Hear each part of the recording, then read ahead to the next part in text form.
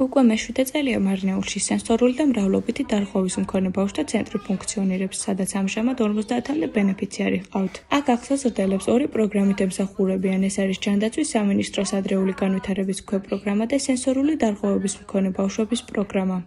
ბავშვები, რომლებიც ცხოვრობენ სოფლებში და არ აქვთ საშუალება მოვიდნენ, ჩვენ ყავს 3 მანქანა, 3 მძღოლი, რომლებიც ემსახურებათ მათ და ამ ყველაფერს აფინანსებს ბაგაბაღების გაერთიანება. ყავს სხვადასხვა სპეციალობის მასწავლებლები, პედაგოგები, ესენი არიან ლოგოპედი, სურდოპედაგოგი, ფსიქოლოგი, სპეცპედაგოგი და ინტერვენციონისტი, რომელიც უშუალოდ და ინდივიდუალურად მუშაობს იმ ბავშვებთან, რომლებსაც სჭირდებათ. გვაქვს ასევე როგორც ჯგუფური, ასევე ინდივიდუალური სამუშაო პროცესი.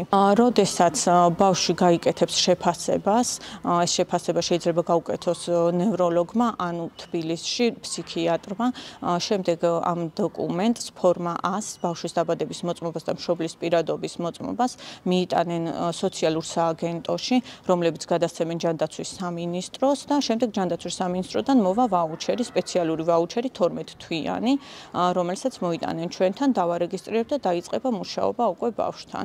აღსანიშნავია, რომ ადრეული განვითარების პროგრამის ფარგლებში ბავშვებს სერვისი მიეწოდებათ როგორც ბუნებრივ გარემოში, ასევე ცენტრში.